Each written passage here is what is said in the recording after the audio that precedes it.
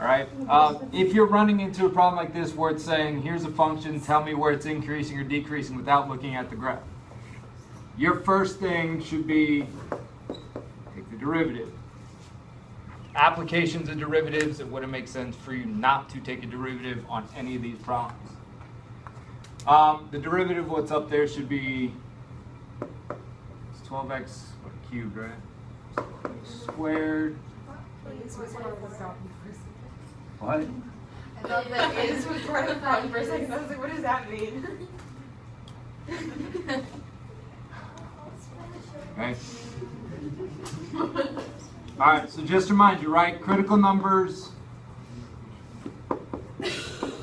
are when that happens. Correct, right? You take a derivative, set it equal to 0, that tells you your critical numbers. Which essentially for us is going to be, well, I don't want to deal with motion. With motion, it's like that's where your peaks are. That's where it's not moving. So I'm going to take that function that's up there. I'm going to rewrite it like this, though, because this will be much easier to deal with. Okay? So that is the derivative. I just factored out the 12x because there's a 12x and everything is there. Can this be factored, this portion, this quadratic here? I'll tell you, it can. What does it factor to? -2 and 1. Wow, good job, Dennis. Amazing. Okay, so that should, once it's fully factored right, you would pull out your 3 critical numbers. Okay, so what these critical numbers are going to do is you're going to set up like a little table using the 3 critical numbers, which would be, this portion would give you x equals 0, that's your positive 2, and that's your negative 1. So you would set a table up where you've got those 3 critical numbers written there. And then what you're doing is you're picking a number that's either like on the left-hand side or the right-hand side or in between those intervals. Because what you're trying to do is you're trying to figure out in this interval here, and like this portion here would be the interval -infinity to -1. Not the point, right? That's the interval. So this would be everything less than -1. This would be the interval from -1 to 0, 0 to 2, and then 2 to positive infinity. Okay, so on these intervals, you're just trying to say right now, is this increasing or decreasing? Is this increasing or decreasing? Is this increasing? So on, so on, so on. Okay, and what this is saying to do, like what the whole increasing, decreasing test says up there, is you just pick a number that's within this interval to plug into the derivative. And when you plug it in, I don't care about the actual value. All I care about is it positive or negative? Meaning, I'll start here. A number that's less than -1 would be like -2. If I took -2 and plugged it into the derivative here, does that give me a positive number or a negative number? Someone do it for me. Plug it in. Does it give me positive or negative?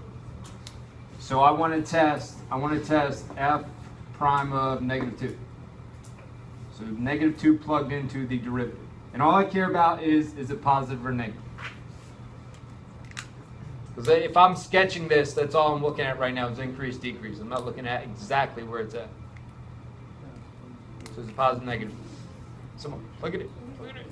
Sure. It's what? It's negative. All right, so that's negative. All right, which means that in this whole interval, right, this interval was from -infinity to -1, or like less than -1.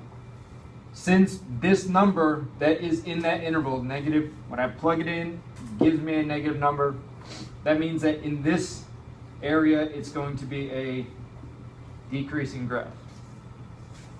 Okay, so if I was even looking at a sketch, again, I don't know where it is sitting in terms of my y values. It could be sitting way up here or down here because I'm not plugging those numbers in. All I'm looking at right now is the fact that when I hit x is -1, anything that's on this side of it, my graph has to be in like a decreasing motion. So like sloping down from left to right. So that would be, a good estimate of where it's at. Now again, if I want to make it accurate, I could figure out what the actual value is at that, but I'm not worried about that right now. Okay? The next interval would be from -1 to 0. So again, I'm picking a number that's in between here, like -0.5. If I take -0.5, plug it into here, will this give me a negative value or a positive value? And again, that's all I care about. I don't care about the actual number. So taking this and plugging it into the derivative, is it positive or negative? And don't automatically think it's going to change because this was decreasing, this will change. There are times where it's always going down or always going up. So plug it in, quick.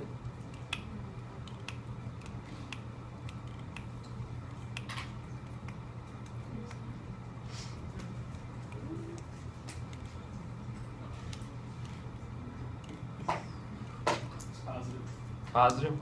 Okay. All right, so now look, again, all this told me is that in this little interval from -1 to 0, since I picked a number in there and plugged it into my derivative, that's telling me that it is increasing. So if I wanted to sketch it, I would just make sure that from here to here somewhere, it's going to be going up. Okay, so we'll say like that. So I've got this portion is decreasing because it's going down, this portion's increasing. All right, I still got two others to check. So 1's probably an easy one in between 0 and 2. So if I take this 1, again, plug it into my derivative here, is that going to give me a positive number or negative? It's negative. And then if I pick a number bigger than 2, so like 3, and plug that in, does that give me a positive or negative? Positive. Positive. Okay? So that's decreasing, that's increasing. All right. The actual way I would probably expect your answers to be is I would expect like that to kind of be an answer. Like you would say it's decreasing on that interval. It's increasing on this interval, decreasing on that one, and increasing there. So those 4 would be what your answers. All right, and if you had to sketch it, you just have to draw something like, what was that, 2 there, and then blah. Okay, so that could be a sketch of it. All right, because I have it, I don't, and again, if I say sketch it based on increasing or decreasing, I don't care about where it's actually sitting. Just as long as I see it going down, then up, kind of thing. All right, so again, I'll do it with the exact same function because we've already got the critical numbers for it. I'll just show you how the second derivative test would actually be used here.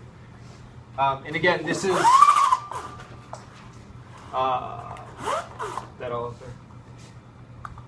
You can actually use this if you chain it together logically to get increasing or decreasing intervals also. Good.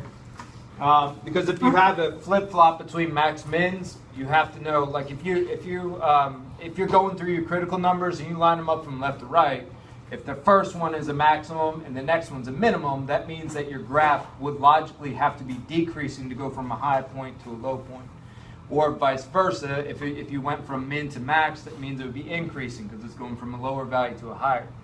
So in reality, you can kind of get around increase, decrease, everything with the second derivative test. You just have to kind of link it together. All right, so we already did this. What did that factor? It was like 12x, x minus 2x plus 1. Like when it was factored, yeah? I guess I should write the other one. 12x cubed squared minus 24. Okay. Second derivative would be coming from this, right? That was the derivative we got. So second derivative would be 36 x squared minus x minus 24. Okay. Now the only thing I'm going to use this for again is I'm taking the critical numbers we had, which again the critical numbers were 0, 2, and -1. Okay, and I'm just taking these critical numbers and plugging them into here. I don't care about the actual value that I'm going to get. Like numerically, that doesn't matter. All I care about is when I plug these numbers in, does it give me a positive or negative? When I plug in that one, does it give me a positive or negative? When I plug in that one, positive or negative. Okay, that's what's going to determine if it's a local max or local min. So if I take -1, pop it into this thing, it's a positive, yeah?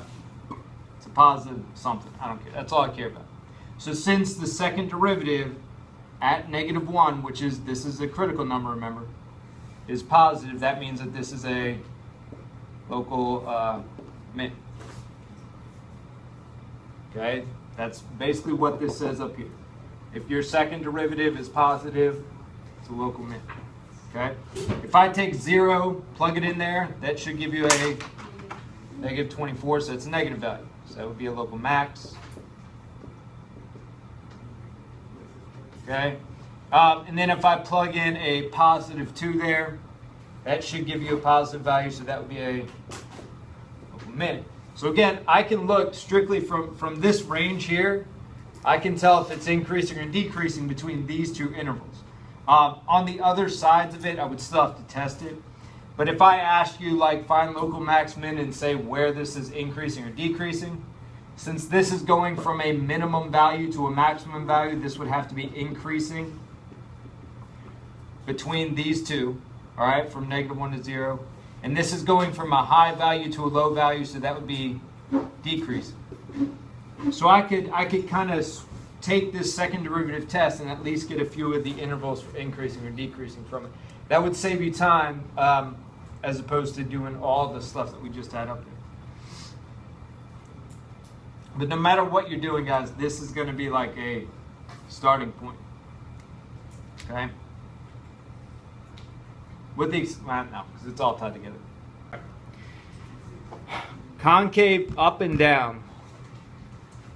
It's basically tell you the direction that the graph would be facing in terms of a curve.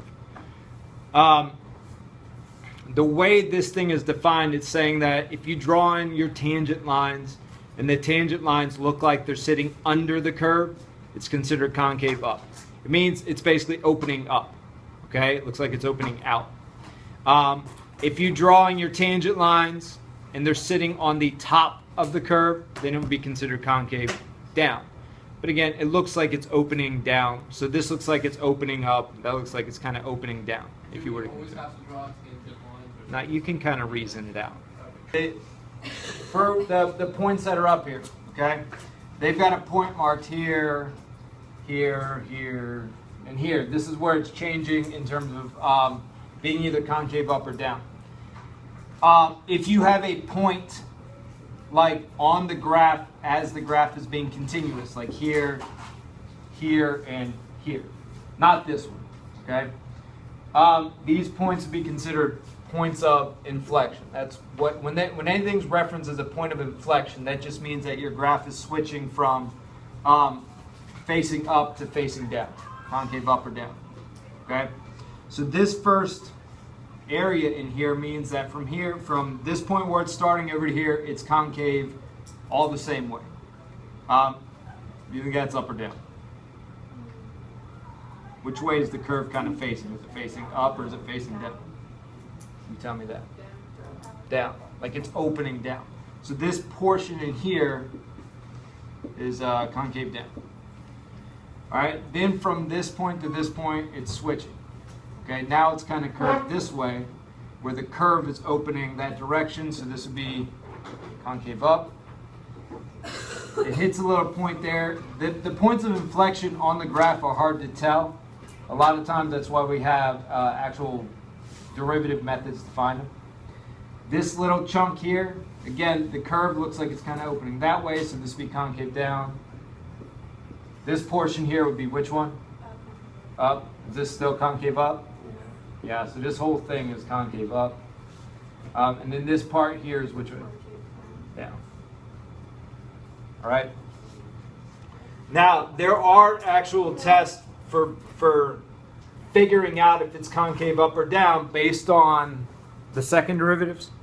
Okay, so this would be your actual test for it. The way you guys are going to find possible points of inflection is like concavity is all related to second derivatives. If your second derivative is either a positive or negative, you can determine if it's concave up or down. Like I'll give you an interval, and I'll say plug this number in the second derivative. If you plug it in, it's positive. That means at that specific point, your graph would be up. If you plug it in, it's negative. That means it's concave down. The way you find out the points where it's going to flip is, and again, this is only giving you possible points of inflection. Possible meaning these aren't always going to give you points of inflection, but I'll tell you on the IB test, it's going to work. They're not going to trick you. You take your second derivative, and you set it equal to 0. When you find out what values make your second derivative 0, you're figuring out what your possible points of inflection are. So you'd be figuring out like what value of x this would be at. Or you'd be figuring out what value of x this was. So like at this specific point right here, like where this b is, I would know that my second derivative at b would be 0. Right at this point here, I know that second derivative of that would be equal to 0 because this graph is switching from down to up. Okay, like anything over here, like if I took this x value here and plugged it in, that second derivative has to be less than 0. It has to be a negative because it's going down. This portion in here, if I pick this point here, plugged it into the second derivative, it's got to be greater than 0 because it's going up. So this thing right here is how you're going to find those points of inflection. Okay? All right, so we're going to do one problem with all this stuff together.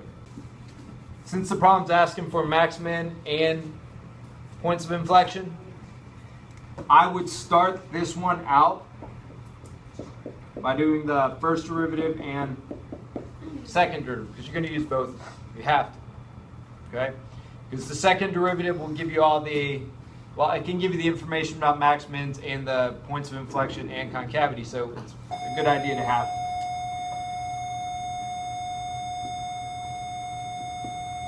Alright, I'm not necessarily going to do this in order of A, B, C. We're just kind of doing it all at once. First derivative for that thing up there is what?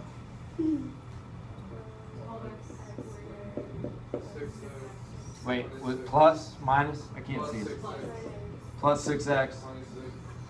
6. And then second derivative would be what? 20. Okay. Alright, so that'd be first thing. After that, I would set them both equal to 0. Find out what values of x make the first derivative 0, and find out the values that make the second derivative 0. Okay? So, if I set this equal to 0, it's probably going to work best if I do it this way. Okay. Can you factor that? Just asking, can you? Oh. I thought you were asking if we could take something out. No, I mean keep factor it into two things multiplied. You sure you can? Well, if you can, it has to be 2x and x. It's the only way you're getting 2x squared. To get the -1, it's got to be a plus or minus somewhere. I would assume it's going to be like that. Because then that would give me a +2 minus 1, which is a +1. All right, so this thing factors to here. Meaning if I take each one now, right, and pull my zeros out, I would get -1 for one of them and 1/2 for the other. Yeah, I didn't screw those up. So I like solving the equations. Okay, so again, like all of this right here, this just gives me my critical numbers. Okay, I'm going to do the same thing over here. I'm going to set this equal to 0. If I solve this out, what does that give me for x?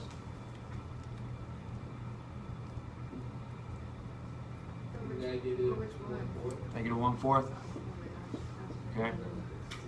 All right, now what this value represents, this is the x, y value. I'll put coordinate for a possible point inflection. Okay, so now I'm knowing if a point of inflection actually occurs, like if it exists here, this is where it's going to happen at.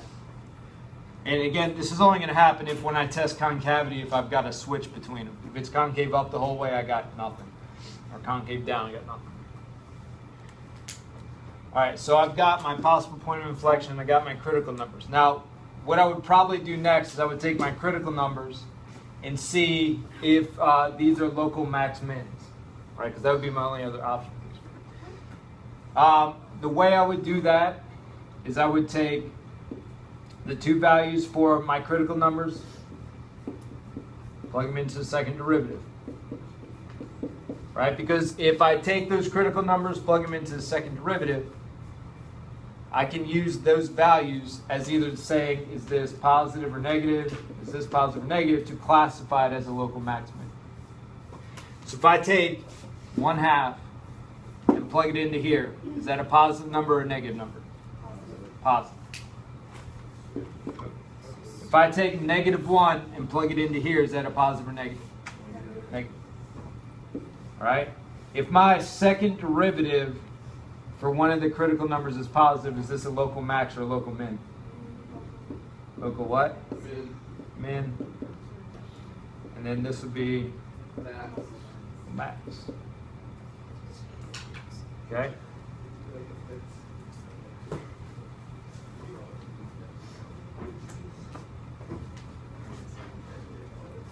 All right, so right now I know what the critical numbers represent. I know it's local max min. I can tell, I got these kind of reversed the way I probably would normally write them. But in terms of going from left to right, it's going from -1 to a 1/2 if you're going left to right. So that means it's going from a maximum to a minimum. So that means in between here to here, that's decreasing. So I at least know that on the interval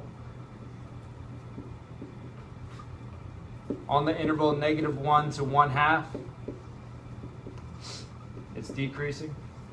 All right, which is part of what A is. Okay. The other intervals I'd be concerned with would be -∞ to -1, and then 1/2 to +∞. Okay, which I can't get from just looking at this. So for this one, I got to test a number that's less than -1. And when you test these for increase, decrease, this is where you plug it into the first derivative. First derivative will tell you if it's increasing or decreasing. What's a number less than -1 I can test? -32. Do it. So, Really?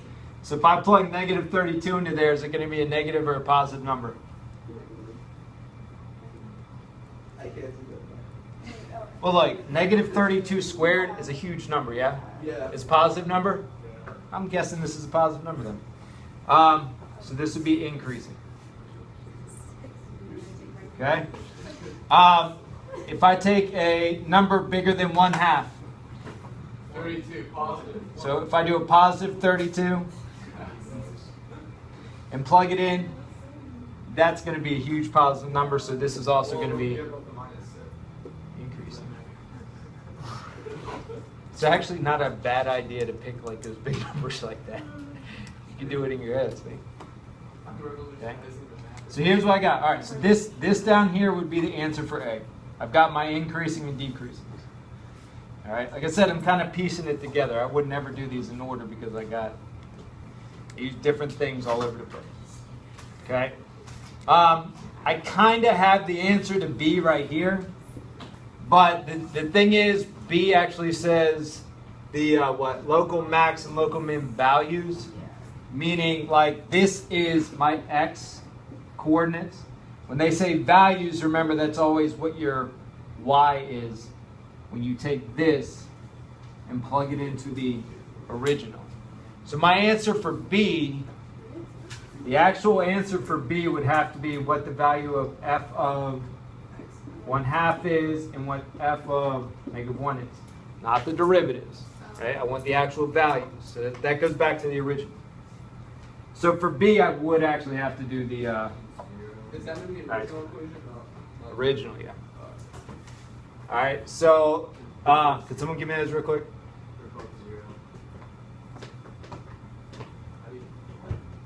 Is it 1/2, 1/8. That'd be 3 plus 3. 1/2 plus Close. The original. 3 Oh, the original. fourths I was doing the first derivative. minus. Well, yeah, they were both 0 because they were No, critical. Not that. You're bad indeed. Well, it's gonna be what? This is 1/2 plus 3/4 minus 3 plus 1. I don't know, whatever that is. Some different, quick. And the other one would be -4 plus 3, 6 plus 1, whatever that is. What are those? 6. Wait, what? 6. What's 6? Second one. Second one, 6? Oh, the first one. So 6. So this was, wait. Let's see, -1 was my max. So this is the local max value. Oop. What's the other one? 4 and 1/2. What did you say? 4 and 1/2. No. Oh, it's a minus. Negative. Hold on. I mean, I can tell you, yeah, it's -2 plus 5/4. Minus 8. 5/4 minus 12. Yeah, 5/4 minus 8/4. 5/4. Dude, I was so close. You were not close at all. It's 5. You had like 5. Man. This is adding and subtracting. All right, so here's B. Okay, the only other thing would be, all right, for C, all right, so I've done all this stuff over here with like the first derivative being 0 gives me A and B. All right, we're back over to this section here for C. C is going to be revolving around here, okay? These are kind of involved problems with this. I'm saying this is a possible point of inflection. The way I determine if it's a point of inflection is I kind of look at the intervals on each side. So I pick a number bigger than 1/4. 1. And we went less than -1? 32. No. And then you plug those into the second derivative, okay? Because again, when you plug it into the second derivative, that's telling you if it's concave up or down. Okay?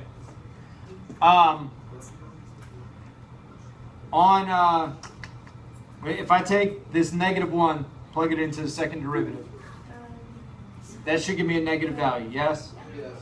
Okay, it'd be -24. Okay, so that means that down here, this is concave down. If I take a +1 and plug it into here, that means that my second derivative is going to be a positive, correct? Yes. So that means it's concave up.